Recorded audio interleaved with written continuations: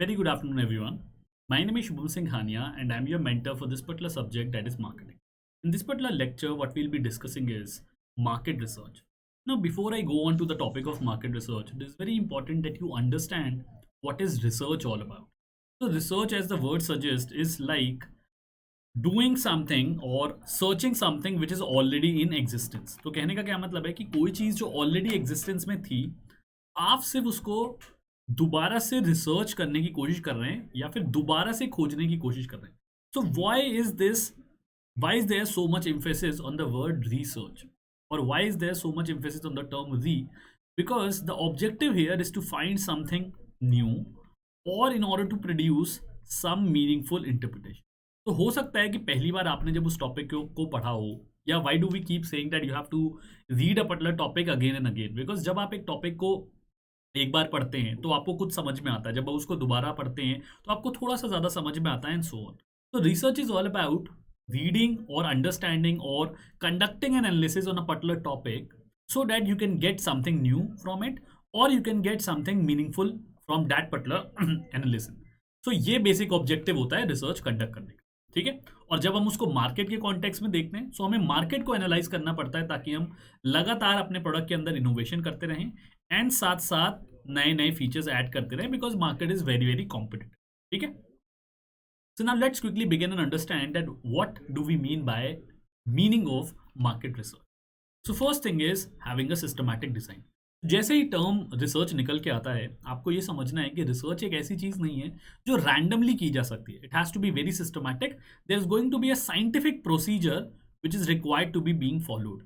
Because let's say आपने एक पूरा का पूरा रिसर्च कंडक्ट किया, देन आप उसको एक प्रेजेंटेशन फॉर्म में एक एक्सपर्ट्स के सामने प्रेजेंट कर रहे हैं in order to narrate that what have you actually done, and वहां पे एक क्वेश्चन पॉइंट आउट कर दिया जाता है रिगार्डिंग योर डेटा कलेक्शन, ठीक है। सो अगर एक भी आपकी पूरी के पूरे मेथोडोलॉजी के ऊपर एक भी सवाल उठा दिया जाता है, या पूरे के पूरे जो भी आपने रिसर्च कंडक्ट किया उसके ऊपर अगर एक भी क्वेरी उठा दी जाती है and you are not able to justify it, why are we emphasizing on systematic? Because everything is going to be very scientific and they will have to be justified. So let's say अगर आपने एक area select किया या एक respondent select किए, तो why have you selected it, that has to be justified. हर चीज़ का आपको लॉजिकल जस्टिफिकेशन देना पड़ेगा. अगर वो सेटिस्फाइड होंगे तभी आपकी रिसर्च के आउटकम पे कोई भी पॉलिसी या कोई भी डिसीजन लिया जा सकता है, otherwise not. So therefore it is said that it is a very systematic design. Next is collection. You will have to go on for the data collection. आपको डेटा कलेक्शन करना पड़ेगा जिसके ऊपर हम एनालिसिस करेंगे. अब एनालिसिस करने के लिए हमको कुछ सिस्टमैटिक टूल्स एंड टेक्निक्स का इस्तेमाल करना पड़ेगा, जो majorly statistical tools and techniques होते हैं, जिनको हम ऑलरेडी स्टैटिस्टिक्स के टॉपिक में पढ़ चुके हैं, ठीक है. And last but not the least, you are going to report your data as well as findings, कि जो भी आपने रिसर्च कंडक्ट करी उसका आउटकम क्या निकल के आया, because it is this outcome which is going to facilitate the decision making process by the top level management, ठीक है. और क्योंकि यहाँ पे हम स्पेसिफिकली मार्केटिंग रिलेटेड प्रॉब्लम से डील कर रहे हैं, मार्केटिंग रिलेटेड टॉपिक से डील कर रहे हैं, therefore the research is going to be streamlined on the marketing domain, ठीक है. अब सबसे पहले समझ लेते हैं कि what are the 3 categories of research firms जो होती हैं मार्केटिंग डोमेन के अंदर. The first one is syndicated service research firm. तो अब इन फर्म्स का मेजर पर्पस क्या है ये समझ लेते हैं. बहुत ज्यादा टेक्निकलिटीज में जाने की जरूरत नहीं है, because research is not your topic, research is not a subject per se, it is just a small topic of marketing, ठीक है. तो systematic syndicated service research firms का क्या मतलब होता है? These are the firms which collect a large pool of data. बहुत ज़्यादा डेटा कलेक्शन ये कर लेते हैं, large pool of data market से रिलेटेड, कंज्यूमर से रिलेटेड कलेक्ट कर लेते हैं, and they sell it to various other firms for a particular fees.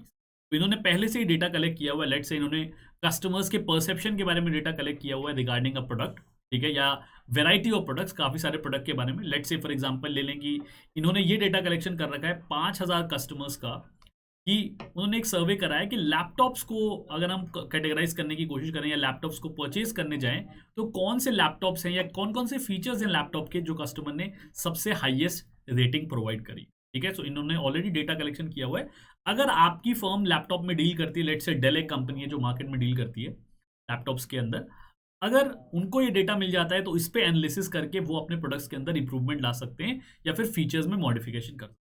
So that is going to be the first category of firm, ठीक है. सेकेंड क्या है? Custom marketing research firms.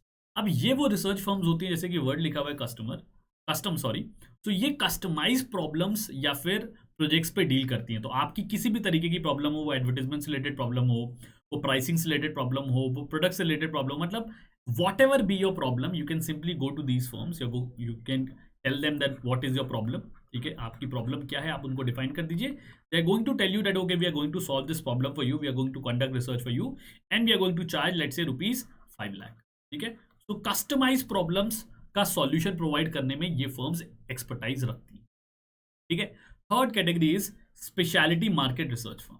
Speciality market research firm की क्या खासियत है कि ये एक नीश एरिया में डील करती है, मतलब पूरी मार्केटिंग डोमेन पे डील नहीं करेंगी। हो सकता है कि ये पटला किसी इंडस्ट्री में स्पेशलाइज करती हूँ, लेट्स से इन्होंने कह दिया कि हम सिर्फ ऑटोमोबाइल इंडस्ट्री में डील करते हैं, automobile industry is our specialisation और आर एक्सपर्टीज। तो हम ऑटोमोबाइल इंडस्ट्री से रिलेटेड कोई भी आपकी मार्केटिंग प्रॉब्लम है उसको डील कर सकते हैं। या फिर हो सकता है ये आपसे कह दें कि हम सिर्फ प्राइसिंग रिलेटेड रिसर्च में डील करते हैं, अगर आपको प्राइस से रिलेटेड कोई भी रिसर्च हमसे करानी है तो आप हमसे करा सकते हैं किसी भी इंडस्ट्री की। ठीक है, हम प्राइसिंग रिलेटेड एक्सपर्टीज में डोमेन में एक्सपर्टीज रखते हैं और किसी एस्पेक्ट पे हम रिसर्च नहीं कंडक्ट करते। तो दीज आर द 3 कैटेगरीज। आपको ब्रीफ आइडिया होना चाहिए so that you can write that what are the various categories और what are the various types of research firms available in the market. ठीक है, आगे चलते हैं। Now the most important topic of this particular chapter is what is the marketing research process, या ideally मुझे कहना चाहिए रिसर्च प्रोसेस क्या होता है, what are the stages, what are the steps that are going to be followed. First step in our research process is problem definition. आपको problem को बहुत ही क्लियरली डिफाइन करना पड़ेगा so that the team or the project team, research team जो भी आपने बनाई है वो उस पर काम कर सके। अगर आपकी प्रॉब्लम डेफिनेशन क्लियर नहीं है, फिर not defined your problem clearly, then certainly जो आउटकम निकल के आएगा वो भी बहुत ही वेग आएगा। फॉर एग्जाम्पल, कई बार क्या होता है जब स्टूडेंट्स एग्जाम की तैयारी कर रहे होते हैं, उनके अंदर विजन की कमी होती है, they are not very clear, they are not very thoughtful that where do they want to reach. अगर आपको यही नहीं पता है that what are your target, what are your goals, where do you want to reach in the next 1 year, let's say next 5 years in your career, certainly you're going to take haphazard steps in terms of proceeding with that particular research process. तो problem definition के अंदर क्या करना होता है, problem बहुत ही clearly define करनी होती है। लेट्स से आपकी प्रॉब्लम क्या है कि the sales of my XYZ product is decreasing. बहुत क्लियरली आपने अपनी प्रॉब्लम बता दी कि सेल्स मेरी कंपनी की XYZ प्रोडक्ट के लिए गिर रही है। आपको बताना है कि इसको हम कैसे ठीक कर सकते हैं, what are the parameters that will help us improve the sales of a particular product. ठीक है, अब यहाँ पे 3 तरीके की प्रॉब्लम डेफिनेशन हो सकती है, या मैं कहूँ 3 तरीके से आप प्रॉब्लम डिफाइन कर रहे हैं ताकि उसके ऊपर रिसर्च कंडक्ट की जा सके। One is descriptive research. Descriptive research का क्या मतलब होता है, जहां पे सिर्फ और सिर्फ डिस्क्रिप्शन होता है, you are only describing what has already been happened और what is going to happen. ठीक है, so you are just focus on describing the parameters. For example, यहाँ पे आपने क्या किया, अगर हम सेम एग्जाम्पल को फॉलो करें, आपने ये बता दिया कि ठीक है, हो सकता है कि क्वालिटी ऑफ द प्रोडक्ट जो है ये डिटोरेट हो रही है, that could be one of the factor. एक एलिमेंट क्या हो सकता है, that the competition is going higher. ठीक है, कंपटीशन मार्केट में बहुत ज़्यादा बढ़ गया, बहुत बहुत नए नए प्लेयर्स मार्केट के अंदर आ गए। So ideally what you are doing, you are describing all the parameters और all the factors that could probably have led to the decline in sales. So descriptive research के अंदर आप प्रॉब्लम को describe करने की कोशिश करते हैं या फिर पैरामीटर्स को डिस्क्राइब करने की कोशिश करते हैं जिसकी वजह से आपकी प्रॉब्लम ऑकर हुई है। ठीक है, next is the exploratory research. ठीक है, हम एक्सप्लोरेटरी रिसर्च के बारे में बात कर रहे हैं। अब एक्सप्लोरेटरी रिसर्च में क्या होता है, जैसे कि नाम में लिखा हुआ है, ये सारे टर्म्स ऐसे हैं कि अगर इनके नाम के मतलब आपको पता है तो you will know that what are the types of research we are talking about. Exploratory research is made of the word exploratory या एक्सप्लोरेशन। मतलब अभी आपको बहुत क्लियर आइडिया नहीं है। एक बार क्या होता है, एक सिचुएशन में क्या होता है कि आपको एक वेगली आइडिया है कि यार क्वालिटी ऑफ द प्रोडक्ट हो सकता है खराब हो रही हो सकता है मार्केट में इंटेंस कंपटीशन हो रहा हो। दूसरा सिनेरियो क्या हो सकता है, that you are very unclear about what could be the probable causes, you are not at all sure about the problem. तो एक्सप्लोरेटरी रिसर्च में क्या होता है, आप एक्सप्लोरेशन के हिसाब से बढ़ते हैं। आप ये मान के चलते हैं कि फ्रॉम स्क्रैच हमें कुछ भी नहीं पता और हमें जीरो से स्टार्ट करना है और वहां से हमें पैरामीटर्स या फिर वेरिएबल आइडेंटिफाई करना है। So that is what exploratory research is all about. Third type is causal research. Up, in order to help you understand what is causal research, let me help you understand that what do we mean by causal. Causal का मतलब होता है having a cause and effect relationship. मतलब there are going to be two factors, at least two factors, which are going to have some kind of cause and effect relationship. तो causal research के अंदर हम क्या करते हैं, हम data collection करते हैं, ये वेरिएबल्स को आइडेंटिफाई करते हैं, इन वेरिएबल्स के बीच में हम रिलेशनशिप देखने की कोशिश करते हैं that whether there is a kind of a causal relation or not. For example, descriptive में आपने कुछ सारे फैक्टर्स डिफाइन कर दिए, एक्सप्लोरेटरी रिसर्च में आपने और एक्सप्लोर किया कि यार कौन कौन से और एडिशनल फैक्टर्स कौन से हो सकते हैं जो हमारे बिजनेस को, हमारी सेल्स को इम्पैक्ट कर रहे हैं। कॉजल रिसर्च में आप क्या कह रहे हैं कि यार अभी तक तो हमने सब कुछ डिस्क्रिप्टिव लेवल पे किया है, let's have a check that whether this factor has a causal effect or not. For example यहाँ पे हमने एक वेरिएबल आइडेंटिफाई कर दिया, let's say sales. Sales is one of our variable. Second variable हमने डिफाइन कर लिया quality of the product. Now what we do is we collect data for the quality of the product. हमने किस तरीके की quality use करी है, let's say grading कर ली हमने A B C and D and so on. Sales हमने डिटरमाइन कर ली लास्ट एक साल की, या फिर अलग अलग क्वालिटी ऑफ द प्रोडक्ट्स में कितनी सेल्स आ रही हैं। हो सकता है कि जब हम इनके बीच का एक कॉजल कनेक्शन निकालने की कोशिश करें, जिसके लिए हमें स्टैटिस्टिकल टूल्स का इस्तेमाल करना पड़ेगा। I am not getting into that technicalities as of now, आगे बढ़ेंगे तो वो भी बताऊंगा। तो हम इन स्टैटिस्टिकल टूल्स एंड टेक्निक का इस्तेमाल करते हैं और इनके बीच में कॉजल इफेक्ट निकालने की कोशिश करते हैं। हो सकता है कि हमें जो रिजल्ट निकल के आए वो बहुत ही सरप्राइजिंग हो, कि जैसे जैसे जो क्वालिटी ऑफ द प्रोडक्ट है वो डिक्लाइन हो रही है, as and when the quality of the product is declining, either the sales are increasing or it could decrease. तो ये हमें रिसर्च करके ही पता चलेगा, उसके बिना नहीं पता चलने वाला। ठीक है, so when the objective is to get into the causal research to find cause and effect relationship, it will be termed as causal research. तो ये तीन तरीके की रिसर्च हो सकती है प्रॉब्लम डिफाइन करने के बाद। Next is the second step is developing an approach to the problem. अब अप्रोच का मतलब क्या होता है, how are you going to tackle that particular problem. अब आपको प्रॉब्लम तो पता चल गई, बट अब आप क्या अप्रोच अपनाने वाले हैं ताकि आप इसको सिस्टमैटिकली जस्टिफाई करके प्रॉब्लम को सॉल्व कर दें। देखिए, हैफर्जेडली हरीड वे में आगे बढ़ने से क्या होगा, आप प्रॉब्लम को ठीक से समझेंगे नहीं, आप ये समझेंगे नहीं कि कौन कौन से मेजर एलिमेंट्स हैं जिसको पकड़ना जरूरी है, जिनको टैकल करना जरूरी है, and you might and up discovering something else. तो एक सिस्टमैटिक अप्रोच फाइंड करना बहुत जरूरी है, और इसके लिए कुछ इंपॉर्टेंट टाइप्स ऑफ रिसर्च हैं जो हमें समझने जरूरी है। The very first one is observational research. इस अप्रोच में क्या होता है, ये एक अप्रोच है, एक टाइप ऑफ रिसर्च कह सकते हैं, जहां पे क्या होता है, your focus is on observing the market scenario.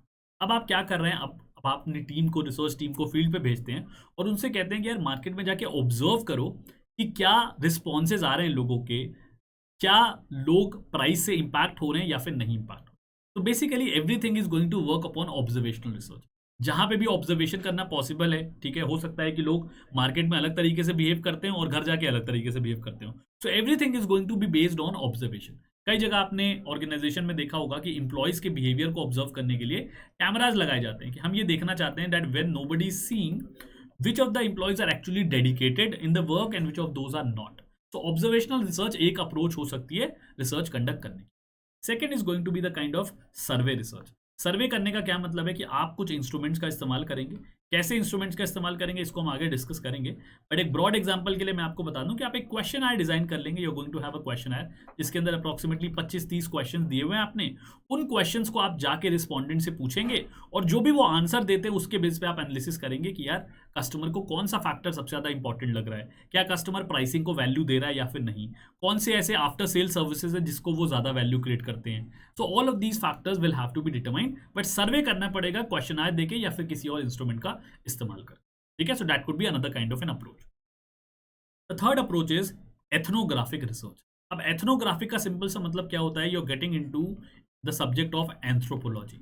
Anthropology is the subject of basically understanding the human behaviour, जहां पे आप आइडेंटिफाई करने की कोशिश करते हैं how people live their life. ठीक है, तो बेसिकली अगर हम मार्केटिंग टर्मिनोलॉजी में बात करें, आप कस्टमर के लिविंग पैटर्न्स को समझने की कोशिश कर रहे हैं, आप कंज्यूमर के पैटर्न को समझने की कोशिश कर रहे हैं, so that you can accordingly modify your product और डिजाइन योर प्रोडक्ट अकॉर्डिंगली।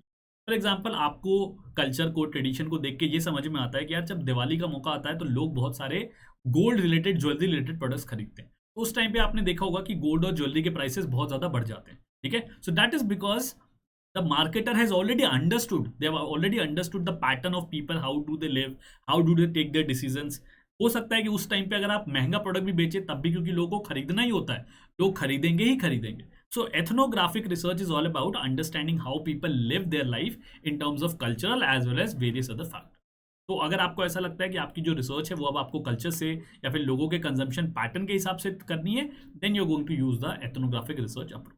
ठीक है, next is the behavioral research.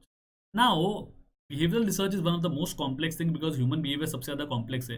तो behavioral research के अंदर हम क्या जानने की कोशिश करते हैं, what is the actual behavior of a customer। अब इसको करने के बहुत तरीके हो सकते हैं, बट बेसिक आइडिया क्या है कि अब आप क्वेश्चनर नहीं फिल करा रहे आइडियली, बिकॉज कई बार क्या होता है कि जब आपसे क्वेश्चनर फिल कराया जाता है और आपको पता होता है कि यार ये सर्वे के लिए इस्तेमाल किया जाएगा या हमारे सामने एक्सपर्ट खड़ा है, तो कई बार हम सच्ची बातें नहीं बताते हैं, हम ऑनेस्ट होकर रिव्यूज नहीं देते।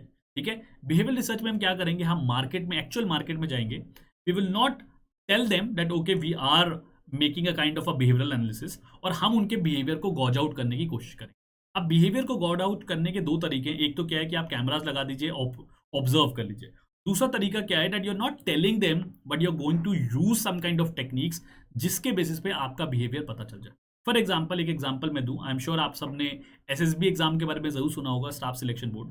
उसमें जब 5 दिन का एक स्क्रीनिंग का प्रोसेस होता है जहां पे कैंडिडेट्स को इवेल्युएट किया जाता है, तो आपको याद आ रहा होगा वहां पे क्या किया जाता है। वहां पे कई बार उनको एक इमेज दिखा दी जाती है for a flick of a second या फिर कुछ समय के लिए, और फिर उनसे कहा जाता है that what is your interpretation और what is your story about that particular picture. तो इससे क्या पता चलता है कि उस इंसान का थॉट प्रोसेस पता चलता है कि यार उसकी पर्सनालिटी कैसी है, does he has a positive blend of mind, या फिर ये नेगेटिवली सोचता है, क्या ये पेसिमिस्ट है, किस तरीके की पर्सनालिटी है, किस तरीके का इसका बिहेवियर हो सकता है, उसको गॉज आउट करने की कोशिश की जाती है। सिमिलरली बहुत सारी ऐसे टूल्स एंड टेक्निक्स आते हैं जहाँ पे आपको किसी सिचुएशन में डाल दिया जाता है और वहाँ पे देखा जाता है कि आपका बिहेवियर कैसा रहने वाला है, क्या आप एग्रेसिवली रिएक्ट करने वाले हैं या फिर आप कामली पीसफुली उस सिचुएशन को हैंडल करने वाले। ठीक है, so that is kind of a behavioural research. Next is focus group. Focus group, word में ग्रुप लिखा हुआ है, तो इसका क्या मतलब है कि हम 6 से 8 एक्सपर्ट्स को बुलाएंगे, उनसे कहेंगे कि आप आपस में डिस्कशन करिए, और डिस्कशन दे के, डिस्कशन करके हम उस प्रॉब्लम का सॉल्यूशन निकालने की कोशिश करेंगे। लेट्स से मार्केट में इस समय बहुत इंटेंस कंपटीशन आया हुआ है, बहुत बड़े बड़े प्लेयर्स मार्केट के अंदर आ गए हैं जिनके पास बहुत ज़्यादा पैसा है, बहुत ज़्यादा फंड्स है, and we are not able to tackle the market. अब ये प्रॉब्लम कोई ऐसी तो है नहीं कि कोई नई प्रॉब्लम है, ये तो कुछ सालों बाद आती होगी जब भी कोई बड़ा प्लेयर मार्केट में आता होगा, जब कोई किसी भी इंडस्ट्री में आता होगा। तो हमने क्या किया, हमने 6-7 एक्सपर्ट बुला लिए, उनसे कहा कि आप अपने एक्सपीरियंस के बेसिस पे, जो भी आज तक का आपका एक्सपीरियंस रहा है उसके एक्सपीरियंस पे आप मुझे बताइए that what do you think can be a probable solution for the same. तो उनके डिस्कशन के बेसिस पे या क्या हमारा अप्रोच होना चाहिए उस प्रॉब्लम को रिजॉल्व करने की, जो भी वो अपनी गाइडलाइंस देंगे, जो भी वो अपना एक्सपीरियंस शेयर करेंगे, उसके बेसिस पे हम अपना अप्रोच डेवलप कर सकते हैं। ठीक है, so that is known as focus group discussion approach. Last but not the least is your experimental research, जहां पे हम एक्चुअल एक्सपेरिमेंट्स को कंडक्ट करेंगे और उसके बेसिस पे रिसर्च के लिए आगे बढ़ेंगे। एक तरीका क्या हो सकता है कि हमेशा स्टूडेंट्स को लगता है कि experimental research is all about conducting research in the laboratory in terms of experiments, जो फिजिक्स और केमिस्ट्री के एक्सपेरिमेंट्स होते थे। But it is not just that. Experiment का ये भी मतलब होता है कि आप सोशल साइंसेस के अंदर कुछ फाइनल सॉल्यूशन देने के लिए आप कुछ एक्सपेरिमेंट्स करें और उसके बेसिस पे जजमेंट या फिर डिसीजन। एक एग्जांपल अगर मुझे देना हो, आजकल आप देखते होंगे कि जब आप किसी भी एप्लीकेशन पे, किसी भी मोबाइल एप्लीकेशन पे बातचीत करते हैं, तो आप सिर्फ अपनी क्वेरीज में रिस्पॉन्ड करते हैं और सामने से आपको रिप्लाई आता है with the written element that okay Ram is replying from the other box, other side. तो आपको क्या लगता है कि सामने राम कोई पर्सन है, कई जगह होते भी हैं, ऐसा नहीं होते हैं, बट आइडियली काफ़ी सारी कंपनीज ने एक सॉफ्टवेयर डेवलप कर लिया है, एक रोबोटिक सॉफ्टवेयर डेवलप कर लिया है, जहाँ पे जो आपके कीवर्ड्स हैं, जो आप कीवर्ड्स यूज़ कर रहे हैं, उसके बेसिस पे सामने से ऑलरेडी एक कस्टमाइज्ड रिस्पॉन्स आपको निकल के आता है। ठीक है, तो ये करने से पहले आपको क्या लगता है कि एक्सपेरिमेंट्स कंडक्ट नहीं करी गई होंगी? बिकॉज अगर आपको पता चल जाए कि यार सामने कोई रोबोट आंसर दे रहा है, तो आपका एटीट्यूड थोड़ा अलग टाइप का होगा, because we as humans always want to interact with other humans only. हमें मशीन से इंटरैक्ट करके बहुत ज़्यादा मज़ा नहीं आता है। ठीक है, सो इस चीज़ को पहले लाने के लिए पहले एक्सपेरिमेंट कंडक्ट कराया गया होगा, 500-5000 लोगों के ऊपर एक्सपेरिमेंट कराया गया होगा कि क्या इन लोगों को पता चल पाता है कि ये मशीन से बात कर रहे हैं। ठीक है, और जब उनको लगा कि नहीं यार ये तो काफ़ी अच्छे रिजल्ट दे रहा है, then what is the need of hiring people and paying them large large salaries. तो उन्होंने एक सॉफ्टवेयर डेवलप कर लिया और उसके बेसिस पे आज बहुत सारी कंपनियां क्वेरीज को रिजॉल्व करने का काम करती हैं। ठीक है, so similarly when you feel that experiments have to be conducted, then you are going for a experimental research. तो मैं ये आपको सारे टाइप्स या फिर अप्रोचेज ऑफ रिसर्च बता रहा हूँ जिसका इस्तेमाल किया जा सकता है in order to conduct research. But आपको अपनी सिचुएशन के हिसाब से, अपनी प्रॉब्लम के हिसाब से आइडेंटिफाई करना पड़ेगा that which is going to be a best suited method for your research problem. ठीक है, that was the second step. The third is research design formulation. अब आपको अप्रोच पता चल गया कि यार मुझे कौन सी अप्रोच इस्तेमाल करनी है based on my problem and my objectives. Now the next step is to create a plan or a road map. अब आपको एक्चुअली एग्जीक्यूट करने के लिए क्या रोड मैप बनाना है, कहाँ से डेटा कलेक्शन होगा, कौन सी मेथोडोलॉजी यूज होगी, कौन सा टेक्निक का इस्तेमाल करेंगे, all of those things will have to be taken care of. ठीक है, तो उनको पढ़ लेते हैं। The first component is secondary data analysis. Now before we talk about secondary data analysis, you should ideally know कि डेटा दो तरीके का होता है। एक होता है प्राइमरी डेटा, जो फर्स्ट हैंड डेटा होता है, जो आप अपने स्पेसिफिक ऑब्जेक्टिव के लिए कलेक्ट करते हैं। लेट से मेरा ऑब्जेक्टिव है कि मुझे मार्केट को सर्वे करना है, तो मैं एक कंपनी हूँ, मैं मार्केट में जा रही हूँ और मैं मार्केट में जाके कस्टमर्स का डेटा कलेक्ट कर रही हूँ फॉर अ स्पेसिफिक पर्पज, ठीक है। My own purpose, that is to understand the perception of customers for my particular brand, let say X. दूसरे तरीके का डेटा क्या होता है, सेकेंडरी डेटा, जहां पे क्या होता है that the data is already being published. For example, अगर हम financial reports of the companies के बारे में बात करें, प्रॉफिट एंड लॉस या फिर बैलेंस शीट के बारे में बात करें, तो वो ऑलरेडी पब्लिश्ड होते हैं। They are already publish on companies website और they are already submitted to the registrar of companies for the audit purpose and for the evaluation. Audit करने के बाद उसको सबमिट करना ही पड़ता है, और अगर पब्लिक लिस्टेड कंपनी है तो वो अवेलेबल होगा उनकी वेबसाइट पे। Now it is already being published. Now you as an investor, let's say हम यहाँ पे इन्वेस्टर के पॉइंट ऑफ व्यू से देखें, इन्वेस्टर उस बैलेंस शीट को डाउनलोड करता है, उस प्रॉफिट एंड लॉस अकाउंट को डाउनलोड करता है और उसके बेसिस पे कुछ एनालिसिस करके अपने इन्वेस्टमेंट डिसीजंस लेता है। Now here this particular annual report is already being publish, तो ये सेकेंडरी डेटा बन जाएगा। तो किस तरीके का आपको एनालिसिस करना है, प्राइमरी डेटा एनालिसिस करना है, सेकेंडरी डेटा एनालिसिस करना है, ये हमें रिसर्च डिजाइन में मेंशन करना पड़ेगा, ठीक है। Next is qualitative research. Now research could be of two types, one could B quantitative, जहां पे आपके पास न्यूमेरिकल डेटा होता है, and second could be qualitative. Qualitative का एक एग्जांपल दे देता हूं ताकि आपको समझ में आ जाए। लेट्स से मैं एक डॉक्यूमेंट आपको पकड़ा देता हूं, let's say I have given your document, let's say a document of corporate governance, ठीक है। अगर आपने थोड़ा सा भी मैनेजमेंट पढ़ा है तो आपको पता होगा corporate governance is the way a company is being managed. अब मैं आपको कॉर्पोरेट गवर्नेंस रिपोर्ट दे देता हूं और मैं आपसे कहता हूं कि मुझे बताओ कि इस कॉर्पोरेट गवर्नेंस रिपोर्ट को देख के या फिर इस कॉर्पोरेट गवर्नेंस रिपोर्ट को क्वालिटेटिवली स्टडी करके आपको कौन से 3-4 थीम्स नजर आते हैं जहां पे सबसे ज्यादा फोकस किया गया है। लेट से आप इस पूरी 10 पेज की कॉर्पोरेट गवर्नेंस रिपोर्ट को पढ़ते हो, सॉफ्टवेयर से भी एनालाइज कर सकते हैं, but as a matter of simplicity I am telling you to do it manually. आप आइडेंटिफाई करते हैं कि यार इसके अंदर बोर्ड मीटिंग का जिक्र सबसे ज्यादा बार हुआ है, मतलब सबसे ज्यादा जो फोकस रहा है वो बोर्ड मीटिंग्स पे रहा है। एंड बोर्ड मीटिंग्स के अंदर भी जो सबसे ज्यादा चीजों के बारे में बात हुई है वो हुई है फ्रॉड्स के बारे में, ठीक है। तो बेसिकली हमें क्या पता चल गया, that this qualitative research is telling us that in terms of corporate governance there are two themes that has been highlighted और has been majorly taken care of. One is the amount of board meeting or the concept of board meetings. Second is the relevance of frauds, या फिर इनको कैसे minimise किया जा सके। तो qualitatively यहाँ पे हमारे पास नंबर्स नहीं है, हमारे पास न्यूमेरिकल डेटा नहीं है, उसकी थीम को एनालाइज करके हमने ये आइडेंटिफाई किया कि यार ये दो थीम्स हैं, ये दो कंसेप्ट्स हैं जिसका सबसे ज्यादा इस्तेमाल किया जा रहा है, ठीक है। So that is what qualitative research is all. Third is method of data collection. ये मैंने ऑलरेडी आपको बता दिया कि क्या आप प्राइमरी डेटा कलेक्शन करना चाहते हैं या फिर सेकेंडरी डेटा करना चाहते हैं। अगर प्राइमरी डेटा कलेक्ट करेंगे तो प्राइमरी डेटा एनालिसिस होगा, सेकेंडरी डेटा कलेक्ट करेंगे तो सेकेंडरी डेटा एनालिसिस करना पड़ेगा, ठीक है। Third is, the next one is definition of the information needed. Defining the variables is very, very important. Now, when I use a word financial performance, there could be various parameters that can be looked upon to measure the financial performance. आप return on asset देख सकते हैं, आप return on equity देख सकते हैं, आप earning per share देख सकते हैं, और बहुत सारे और अदर फाइनेंशियल रेशियोज है जिनको आप देख सकते हैं और फाइनेंशियल परफॉर्मेंस मेजर कर सकते हैं। Now when you are conducting a research, we can not be very generic about it. आपको बहुत ही स्पेसिफिकली बताना पड़ेगा that this is the variable I am looking forward and why I have chosen this variable. आप randomly कोई financial performance indicator नहीं choose कर सकते। अगर आपने आरओए चूज किया है तो आपको बताना पड़ेगा कि आपने आरओए क्यों चूज किया, and so on. So defining the variables or the information needed is also done at as the research design stage only, ठीक है। Next is the measurement and scaling. Measurement and scaling का क्या मतलब है, what are going to be the units of measurement, ठीक है। कौन से यूनिट्स ऑफ मेजरमेंट का आप इस्तेमाल करेंगे। लेट्स से आप कस्टमर से ले रहे थे कि डेटा ले रहे थे कि व्हाट इज देयर हाइट, ठीक है। आप हाइट का डेटा कलेक्ट कर रहे थे। अब कुछ लोगों ने क्या किया, कुछ लोगों ने सेंटीमीटर्स में दे दिया, कुछ लोगों ने मीटर्स में दे दिया, और कुछ लोगों ने इंचेस में दे दिया, और कुछ लोगों ने फिट्स में दे दिया। So it will become very difficult for you. तो किस तरीके की आपको मेजरमेंट और स्केल्स का इस्तेमाल करना है, there various kinds of scales, किस तरीके का आपको मेजरमेंट एंड स्केल इस्तेमाल करना है so that it will be worthy of conducting research. Because अगर बहुत वेरिड स्केल्स आएंगी आपके पास डेटा कलेक्ट होके, तो आपको लास्ट में उतना एफर्ट मारना पड़ेगा उन डेटा को ट्रांसफॉर्म करने में या फिर कन्वर्ट करने में। तो किस टाइप की मेजरमेंट एंड स्केलिंग का इस्तेमाल करना है वो भी हमें समझना पड़ता है और रिसर्च डिजाइन में मेंशन करना पड़ता है। The next step could be questionnaire designing. अगर आप प्राइमरी डेटा कलेक्ट कर रहे हैं, बिकॉज क्वेश्चनरी डिजाइनिंग कर रहे हैं इसका मतलब है कि आप प्राइमरी डेटा कलेक्ट कर रहे हैं, you are collecting the data for the very first time, तो आप क्वेश्चनरी डिजाइन भी कर सकते हैं।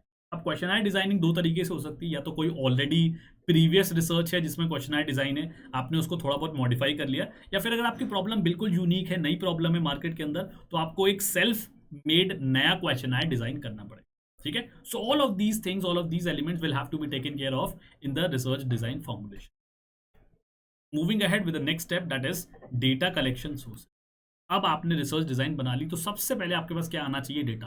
बिकॉज अगर आपके पास डेटा नहीं आएगा तो आप एनालिसिस कैसे करेंगे, और एनालिसिस नहीं कर पाएंगे तो उस पर आप अपने आउटकम्स या फिर फाइंडिंग्स कैसे नरेट करेंगे. तो I have already told you that there could be two sources, one could be primary data and the other could be secondary data.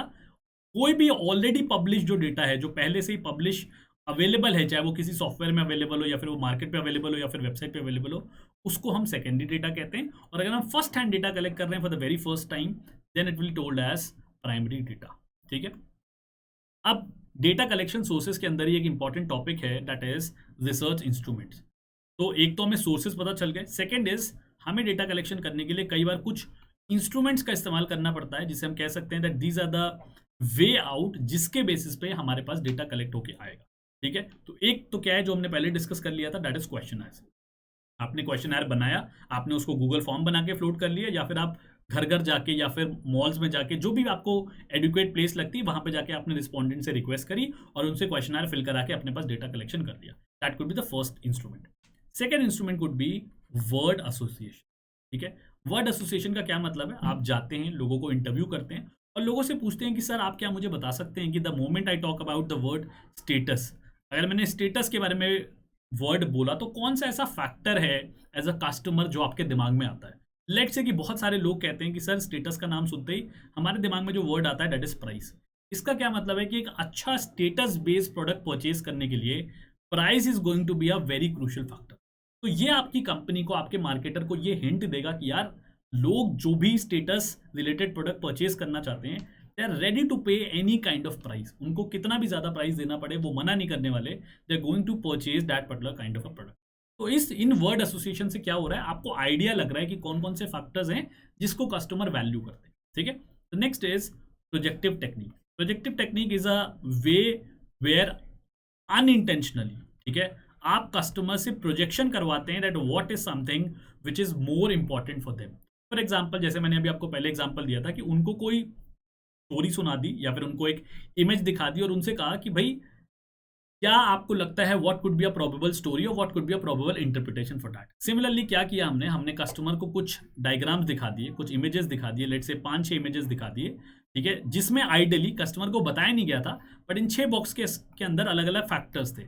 एक फैक्टर प्राइस के ऊपर था, एक फैक्टर फीचर्स के ऊपर था, एक फैक्टर क्वालिटी के ऊपर था. तो एक रैंडम सी इमेज क्रिएट करी हुई है प्रोजेक्शन करने के लिए, और कस्टमर से पूछा जा रहा है कि आपको इन 6 क्वाड्रेंट में से कौन सा क्वाड्रेंट सबसे ज्यादा इंपॉर्टेंट लग रहा है. ठीक है. जिसे कई बार हम ये भी कहते हैं कि these are some of the techniques to know what is inherently going inside the mind of the customer. Customer के माइंडसेट को पता करने का ये एक बहुत ही मॉडल तरीका है. ठीक है. लेट्स से वो जो क्वाड्रेंट चूज करता है या वो नंबर जो चूज करता है that is related to the price. तो यहां से हमें क्या पता चल गया, उस प्रोजेक्टिव टेक्निक से हमें पता चल गया कि ये जो कस्टमर है ये सबसे ज्यादा प्राइस फैक्टर को इंपॉर्टेंस देने वाला है while going for a purchase of the product. इसके लिए फीचर्स इंपॉर्टेंट नहीं है, क्वालिटी ऑफ द प्रोडक्ट भी इंपॉर्टेंट नहीं है, इसके लिए प्राइस बहुत ज्यादा इंपॉर्टेंट होने वाला.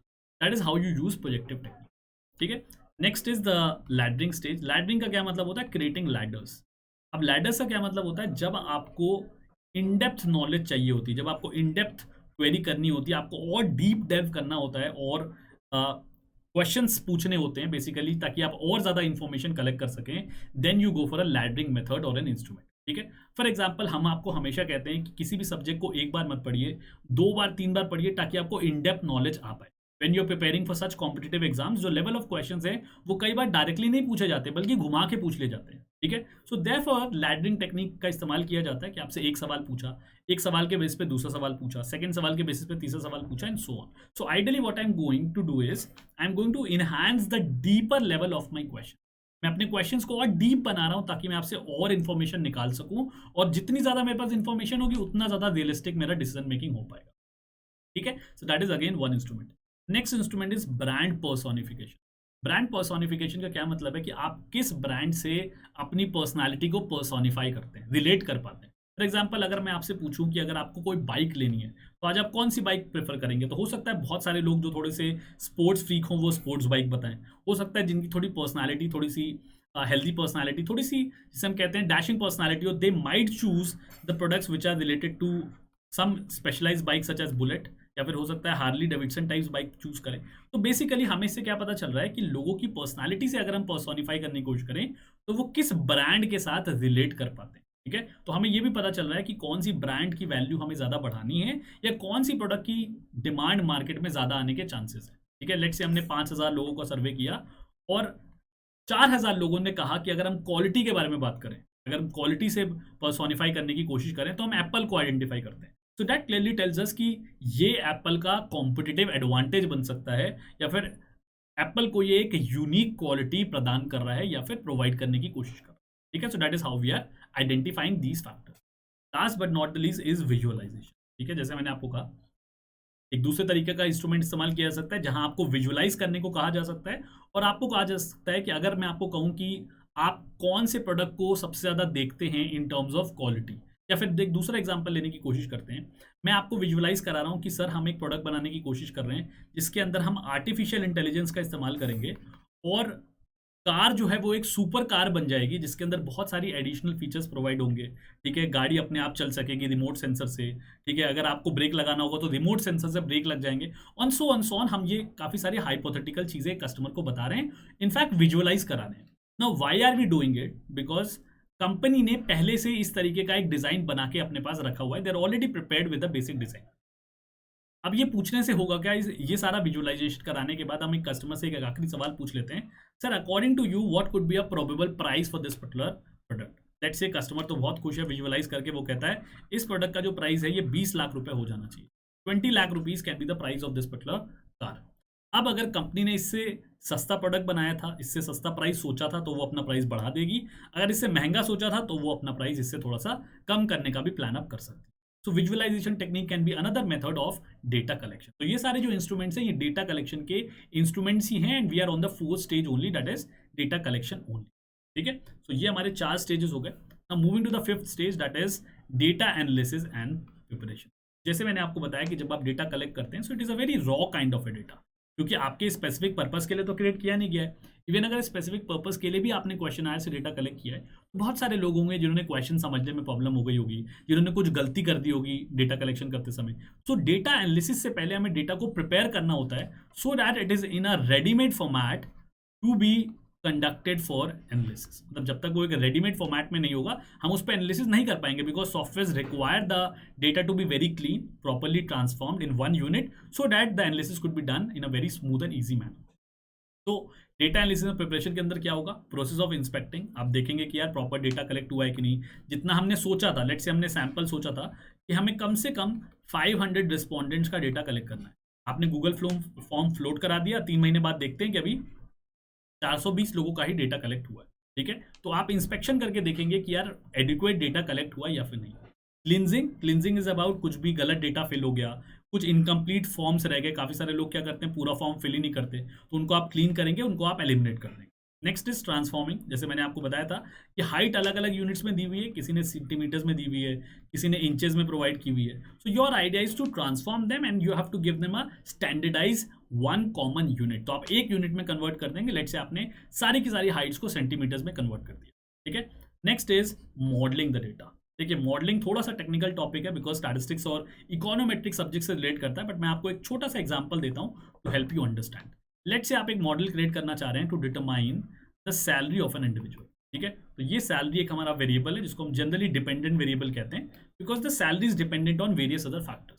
अब आपने रिसर्च करके आइडेंटिफाई किया कि जो स्किल्स हैं लोगों की वो बहुत इंपॉर्टेंट है सैलरी डिटरमाइन करने में, जो एक्सपीरियंस है वो और भी ज़्यादा इंपॉर्टेंट है, that is also one of the factors, and then you can say the education level of an individual is also important.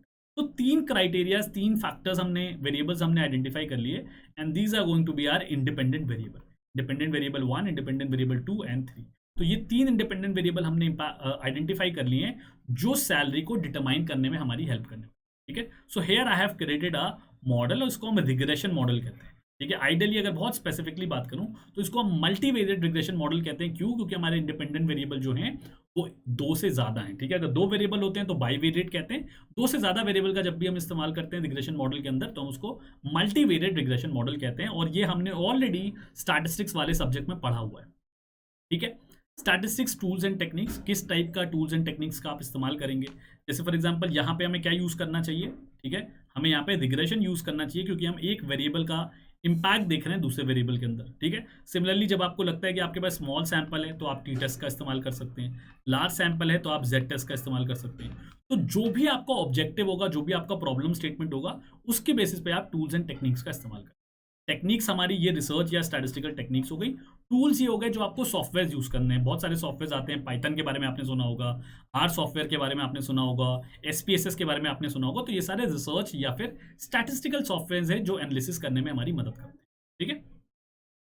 Now the last and the most important step is report preparation and presentation. अब ये report preparation and presentation इतना important step क्यों है research process के अंदर? क्योंकि जो top management बैठा हुआ है, जो मार्केटिंग के अंदर टॉप मैनेजमेंट की टीम बैठी हुई है, उनको पूरा का पूरा रिसर्च नहीं समझ में आता। उनको क्या समझ में आता है कि हमें एक सिंप्लीफाइड वे में आउटकम चाहिए जिसके बेसिस पे हम डिसीजन ले सकें। प्रोडक्ट रिलेटेड डिसीजन हो, प्राइसिंग रिलेटेड डिसीजन हो, हमें तो फाइंडिंग्स जाननी है बहुत ही लेमैन्स लैंग्वेज में, ताकि हम उसके बेसिस पे डिसीजन मेकिंग कर सकें, ठीक है। सो आपका आइडिया क्या होना चाहिए कि आप फाइंडिंग्स को बिल्कुल ही कॉम्प्रहेंसिव वे में, मतलब सब कुछ कवर करते हुए, कोई भी ऐसा इंपॉर्टेंट फैक्टर नहीं होना चाहिए जो आपने मिस आउट कर दिया, बिकॉज हो सकता है कोई फैक्टर आप मिस आउट कर दें जिसके बेस पे हमारा डिसीजन गलत हो जाए। तो बिल्कुल कॉम्प्रहेंसिवली आपको डॉक्यूमेंट प्रिपेयर करना होगा, रिपोर्ट प्रेजेंटेशन करनी पड़ेगी जिसके बेसिस पे हम डिसीजन मेकिंग कर पाएंगे, ठीक है। अब आपको यहाँ पे ध्यान क्या रखना है कि कई बार हो सकता है कि आप अगर सिर्फ रिपोर्ट प्रोवाइड करें तो मैनेजमेंट को ना समझ में आए, या फिर management might have certain queries. तो हो सकता है कि मैनेजमेंट आपसे कह दे कि भाई we want our research project team to give us a presentation of let's say half an hour, आधे घंटे की प्रेजेंटेशन देनी है जहां पे बहुत ही सिंप्लीफाइड वे में चार्ट्स का इस्तेमाल करके, ग्राफ्स का इस्तेमाल करके, डायग्राम्स का इस्तेमाल करके आपको हमारी क्वेरीज को रिजॉल्व करना है। वहाँ पे और भी कोई क्वेरीज आती हैं, कोई सवाल आते हैं, तो जिसने रिसर्च कंडक्ट करी है वो उन सवालों का जवाब बेहतर तरीके से दे पाएगा, rather then just providing them with a research report, ठीक है। तो इसलिए कई बार पीपीटीज का इस्तेमाल करके प्रेजेंटेशन भी देनी पड़ती है, ठीक है। और उसके अंदर कुछ क्रूशियल एलिमेंट्स होंगे जो आपको बताने हैं। ऑफकोर्स पूरा रिसर्च प्रोसेस तो बताना ही होगा, पूरे कंपोनेंट्स तो बताने ही होंगे, बट मेजरली आपको क्या बताना होगा, what is your recommendation. Let say आपसे पूछा गया था कि क्या हमें इस पर्टिकुलर प्रोडक्ट को, लेट से एक्स प्रोडक्ट को कंटिन्यू करना चाहिए या फिर we should close the particular product. तो लास्ट में आप रिकमेंडेशन दे रहे हैं, that what is your recommendation, what are your suggestion with respect to this particular product. Next element क्या हो सकता है, फ्यूचर रेवेन्यूज। इस पर्टिकुलर प्रोडक्ट का फ्यूचर स्कोप क्या है, क्या आपको लगता है इसके अंदर हम और वर्जन्स क्रिएट कर सकते हैं which can improve the sales of this particular product, या क्या और मार्केटिंग स्ट्रैटेजीज का इस्तेमाल कर सकते हैं, ये सारी चीज़ें बताई जा सकती हैं। कंक्लूजन क्या है आपके एनालिसिस का, क्या फाइंडिंग्स हुई हैं, क्या आप कंक्लूड करना चाहते हैं। मतलब रिसर्च तो आपने कंडक्ट कर लिया, आपने सजेशन तो बता दिया, but finally what is your conclusion, should we actually eliminate this particular product और should we keep it and hold for a next period of let's say 6 months, ठीक है। और फाइनली चार्ट्स एंड डायग्राम्स का तो आपको इस्तेमाल करना ही है ताकि आप उसको और प्रेजेंटेबल बना सकें इजी एंड कॉम्प्रहेंसिव मैनर में, ठीक है। So these are the 6 important stages of our research process. I hope it is well clear to you. हमेशा ध्यान रखिएगा कि हर स्टेप के अंदर आपको उनके एलिमेंट्स को बहुत डिटेल से एक्सप्लेन करना पड़ेगा, because if you are missing on certain important elements the research is considered to be a flawed one, ठीक है। मतलब आपकी रिसर्च को एडिक्वेट या फिर सिस्टमैटिक नहीं माना जाए, ठीक है। So that was all about this particular lecture.